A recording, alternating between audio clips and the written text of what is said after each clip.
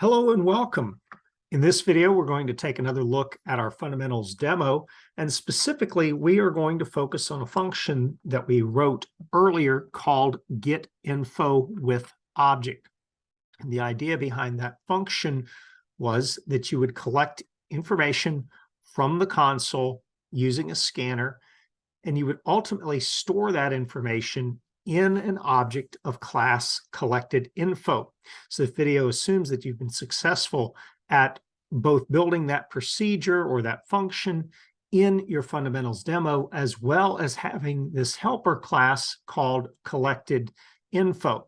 And so what we're going to do first is we're going to revisit how we called that particular function. And if you recall, what we did was we simply provided the GetInfoWithObject switch at the command line. Now, what we want to do differently is we want to control or change, rather, what this function returns. And so if you go ahead and navigate to that function, you'll notice that we chose initially to have a public static void GetInfoWithObject. We simply collected all of the information inside of the function, and then we called another function called displayInfo, which accepted an input argument of an object of class CollectedInfo. And essentially what happened is after this function ran, meaning the GetInfoWithObject, the CollectedInfo object was destroyed, or you can think of it as another way as having gone out of scope.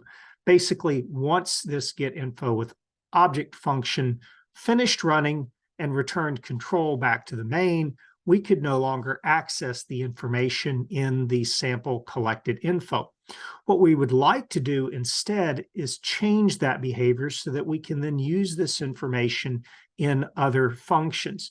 Now, I did this intentionally to begin with so we can see the progression of our development and make some improvement as we go along. So I'm not encouraging you to delete anything. Rather, what we want to do is we simply want to go ahead and comment out this particular function signature, and we're going to make a copy of it, and we're going to change it ever so slightly in that we are going to change this void return now to EE333.collectedInfo. And of course, don't forget your curly brace. And essentially what happens now is this function will return a object of type EE333.collectedInfo, or put another way, it will return an object of the class CollectedInfo. So the next thing you should get for a warning would be that we have no return. And so once we have a return value, that requires a return statement. And in this case, what we want to do is we simply want to return our sample CollectedInfo. Now, if you've been watching some of my earlier videos on C, you'll know that I like to use a local variable called results. And yes, we will do that later on. But for right now, let's not make too many changes to this function. Instead, what we want to focus on is how then the behavior of the calling function changes. Now, before I leave this particular function, I want to also point out that now we no longer have the obligation or the requirement to call displayInfo inside the function. As a matter of fact, what I'm going to do is I'm going to follow this up real quickly with a system.out.println. And a little note in here that says, the first call to display info. And I'm going to go ahead and copy this because you're going to see we're going to be typing something very similar to this in just a second.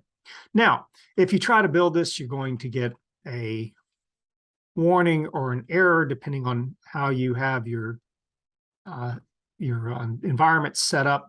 But if you go back now to our calling function, in other words, going to our main, we are calling our GetInfoWithObject, but we are doing nothing with the return value. In other words, effectively at this point, we're just ignoring the fact that it returns a object of class CollectedInfo. Well, we'd like to do something with that object. And so what we'll do first off is we are going to go ahead and declare another variable of EE333.CollectedInfo.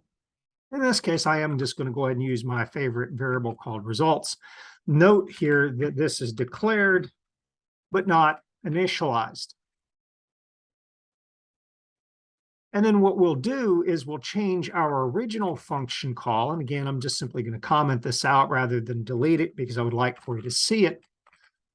And we'll say results are going to be equal to, and then we're going to make a call to that static function EE333.FundamentalsDemo.GetInfoWithObject. And you'll notice, as a matter of fact, now our interactive help here pops up and actually shows us the function, and it shows us the return type on the right side of the parentheses. And so in this case, then it's going to be our GetInfoWithObject, and you can hit Control Spacebar to autocomplete that. At this point, then the results, or the variable that was filled in, if you would, inside of the GetInfoWithObject will now be returned and stored in our results variable. And this will allow for us to do things like make another call to our EE333.FundamentalsDemo.DisplayInfo. And specifically what we want to do is we want to pass to it the value of our results variable, or the object that is known as our results variable. And so now what we want to do is maybe throw in that comment one more time, or that prompt back to the user, except this time it's not going to be the first call to display info. This will actually be the second call to display info. So again, what we want to do is we want to go ahead and build our project. We'll go ahead and launch a command window. I'm going to take just a second to go ahead and cd to the correct directory for us.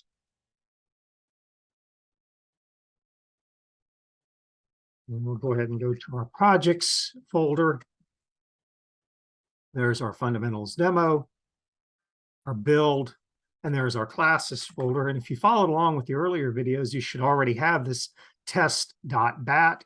And why don't we go ahead and take a quick look at the folder structure in case you have not yet completed that video. You'll see that I have an input.txt file, which we're going to leverage here, which has all the information in it that would otherwise be entered from the command line. And I also have a batch file that allows for us to automate the input and the output piping. And so you'll notice here that I'm inputting from that input.txt, and I am simply piping to the output.txt. And so again, what we'll do is we'll go back to the command line one more time. And instead of running the switches by themselves, we're just going to run our test.bat.